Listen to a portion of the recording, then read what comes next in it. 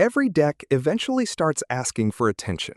A few soft boards, a wobbly railing, or just a tired, weathered look.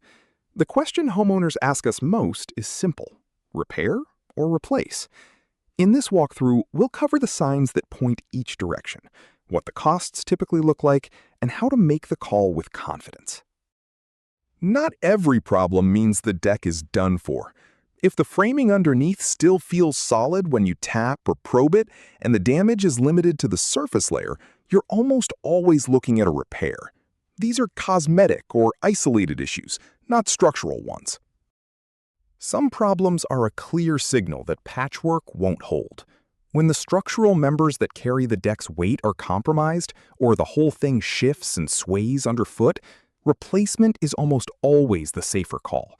A deck older than 20 to 25 years that's never been structurally inspected fits into this category too. Cost is usually the deciding factor once safety is off the table. Repairs are cheaper up front, but if a deck needs attention every year or two, those costs add up fast.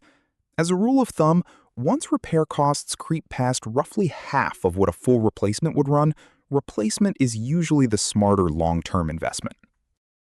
The material your deck is built from changes how far repairs can take you.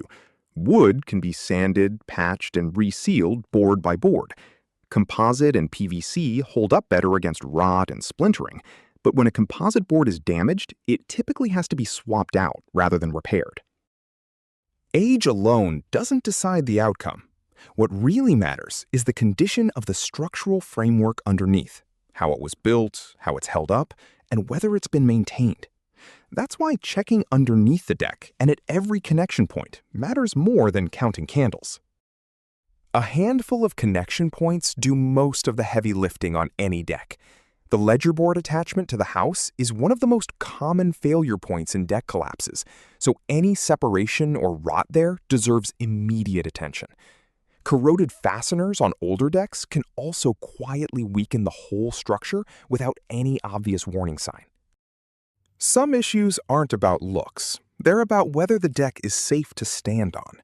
When any of these safety-critical components are compromised, replacement is almost always the responsible choice, regardless of how the rest of the deck looks. Here's a simple gut check once safety has been ruled out. If repair costs are creeping past about half of what a full replacement would cost, replacement is usually the better investment. It resets the clock instead of patching a structure that will likely need attention again soon. Put it all together, and the decision gets a lot simpler. Isolated, surface-level damage points to repair. Structural rot, sagging, or a deck that's aged past 20 to 25 years without inspection points to replacement. When in doubt, a professional inspection settles it.